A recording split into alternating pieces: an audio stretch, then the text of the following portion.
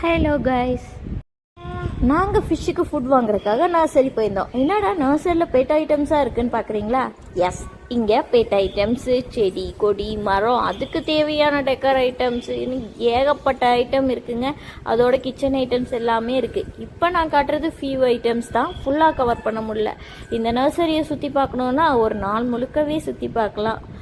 Gardening start பண்ணுறவங்களுக்கு இது செம்ம பிளேஸாக இருக்கும். இது கூட நான் நிறைய ஃபிஷ்ஷெல்லாம் வீடியோ எடுத்தேன், அதோட அங்கே இருக்க பெட்ஸும் எடுத்தேன். அதெல்லாம் நெக்ஸ்ட் வீடியோவில் அப்டேட் பண்ணுறேன்.